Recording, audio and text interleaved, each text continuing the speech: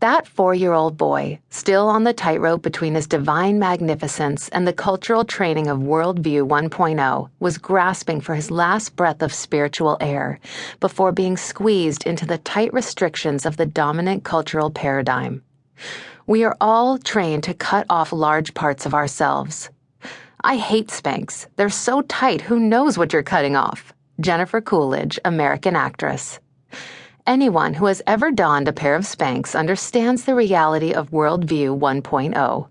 We have squeezed our big, beautiful selves, our radiant, multidimensional spirits, into a tight, often uncomfortable garment known as a body. Like the 4-year-old boy admitted to his baby sister, it didn't take long to pick up and adopt Worldview 1.0. It didn't take long to fall into lockstep with the beliefs and traditions of his culture, however false and limiting they may be. As babies, we tune in to the adults around us. We see what they're drawn to. We notice how they behave, what they reject, and what they praise. We learn early on what is beautiful and what isn't. We learn how to think and feel about that god named money, damn him. We notice that the minute we get sick, we are trotted off to the doctor, learning quickly that we need something outside ourselves to heal. When we are born, we are giant love generators. We radiate out a clear energy of light and incomparable joy. In a way, we're like dolphins, sending out our own special sonar of unconditional love. When this unconditional love sonar runs up against the unhealed places in our culture, those places where distrust has developed or joy has been rejected, the sonar bounces back, giving us an unfamiliar reading. A not love reading. As our boundless joy hits these rigid beliefs and thickened emotions, we quickly learn to match our culture's energies, beliefs, and thoughts. We learn to pinch off our gorgeous, clear love energy, allowing it to flow where we're trained it can flow, resigning ourselves to paralysis in other areas. Little by little, we learn the correct energetic frequency rules, only allowing a small percentage of who we really are to radiate. As babies, we love everything so much, especially our parents.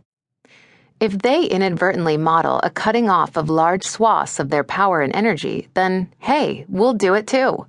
We'll do whatever it takes to love. At our very core, pure, unadulterated love is what we are. Lest you get the wrong idea, I'm not dissing anyone's parents. That neurosis went out with bell-bottoms. Our parents did the best they could with the love sonar they sent out and the messages they received. They were once babies too. Cultural paradigms deprive you of your superpowers. When we drop our dreary stories, we are provided for in every way. Alberto Villoldo, Cuban-born psychologist and shaman. Before the age of 5, pretty much everything we hear and experience is sucked up like a vacuum cleaner. Our brains at that age operate mainly in what scientists call theta waves. It's similar to REM sleep or hypnosis and works beautifully for picking up language, family nuances, and other things useful for making our way in the physical world. This mental, emotional, and physical framework is the programming that runs our lives. It's very useful when driving a car. Imagine trying to relearn from scratch every time you get behind a steering wheel, or brushing our teeth, but it wreaks havoc on our connection to the higher realms. By relying on catalog lessons from your family, your culture, and your past, you miss the teeming energy available in the atomic now.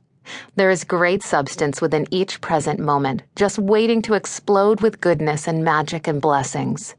But by reapplying old, often inappropriate cultural paradigms, you miss the magic.